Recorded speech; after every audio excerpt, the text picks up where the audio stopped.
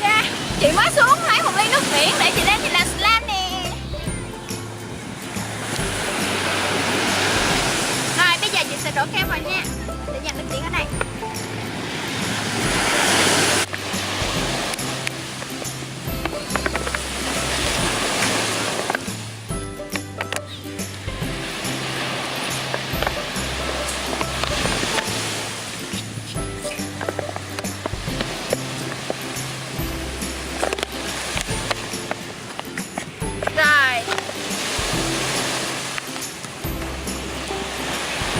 Chị sẽ lấy đồ khuấy.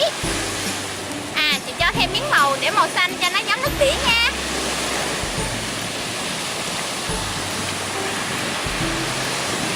Bây giờ chị sẽ đổ nước biển vào.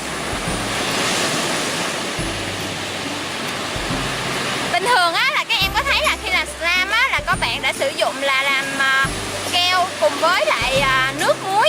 Thì biển thì là chứa nước muối rất là nhiều, nên là chị không biết là hôm nay có thành công hay không. Rồi mình cứ thử nha. Rồi chị đổ thêm tí nữa.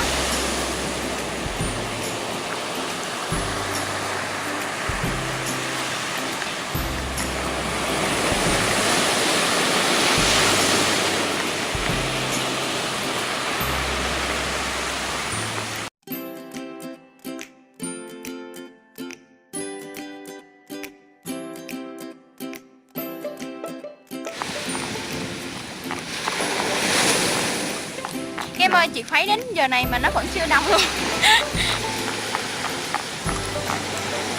Hết rồi. Chị nghĩ là nó đã loãng keo ra rồi, nên là bây giờ chị sẽ không đông được, nên là chị sẽ dùng đến borax. Tuyệt chiêu cuối cùng, sen. Đây, chai borax thật là bự của chị. Chị sẽ lắc lên cho đều. Rồi bây giờ chị sẽ đổ vào nha.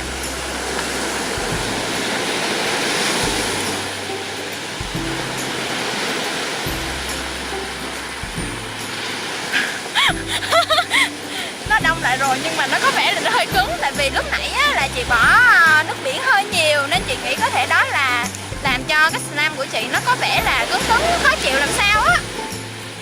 Nhưng mà để chị sẽ cố gắng thử làm cho nó thành slam tốt hơn nha. Kem chị hơi lố tay thì phải. Nó cảm giác như là nó hơi bị bở.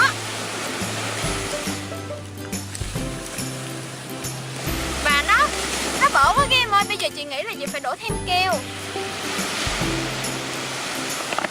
Vì một phần là chị nghe chị mắc nhỏ số 7 á, là chị đổ hết là nước